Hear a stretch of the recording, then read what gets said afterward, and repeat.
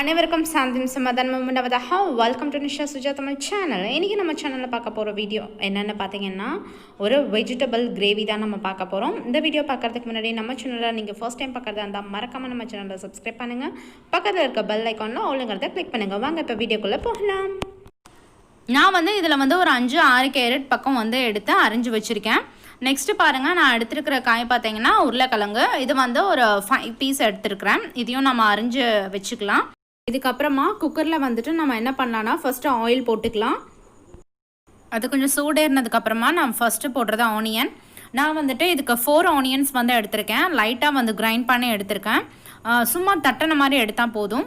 அது போட்டதுக்கப்புறமா நம்ம இஞ்சி பூண்டு பேஸ்ட்டு ஆட் பண்ணிக்க போகிறோம். இதுக்கு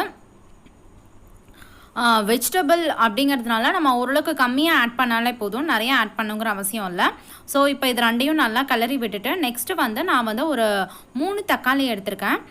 நீங்களும் அந்தளவுக்கு எடுத்துக்கோங்க. 3 தக்காளியை அதையும் நான் பேஸ்ட் பண்ணி தான் ஊற்றிருக்கேன். நல்லா அரைச்சிட்டேன்.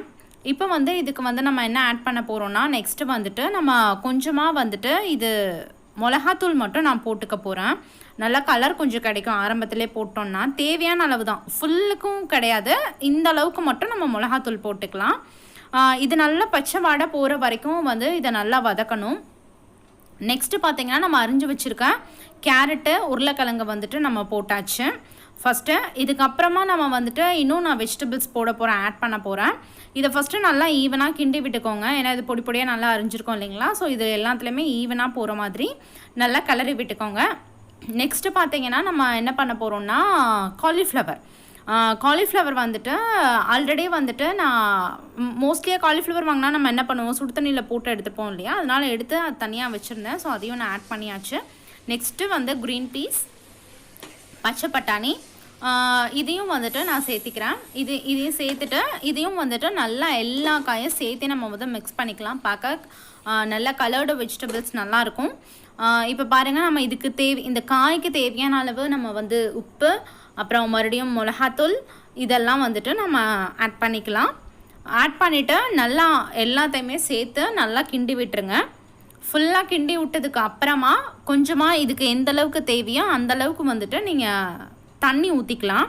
ஓகேங்களா. ஃபஸ்ட்டு இது நல்லா கிண்டிக்கணும். கிண்டிட்டு தண்ணி ஊற்றிக்கலாம். தண்ணி ஊற்றி முடித்த உடனே நான் இது குக்கரில் தாங்க வச்சேன். குக்கரில் நான் விசில் போட்டு ஒரு 1 விசில் தான் விட்டேன், அதுக்கு மேலே விடலாம். அதுலேயே நல்லா ஆயிடுச்சு. சூப்பராக வந்திருந்தது கிரேவி. நீங்களும் இதே மாதிரி உங்கள் வீட்டில் ட்ரை பண்ணி பாருங்கள். ட்ரை பண்ணிவிட்டு எப்படி வந்தது அப்படிங்கிறத கமெண்ட் பாக்ஸில் உங்கள் கமெண்ட்டை லீவ் பண்ணுங்கள். மறக்காமல் நம்ம சேனலை சப்ஸ்கிரைப் பண்ணுங்கள். பக்கத்தில் இருக்க பெல் ஐக்கானில் ஆளுங்கிறத கிளிக் பண்ணுங்கள். லைக் பண்ணுங்கள், ஷேர் பண்ணுங்கள், கமெண்ட் பண்ணுங்கள். இன்னொரு வீடியோவில் சந்திக்கலாம். பாய் பாய், டேக் கேர்.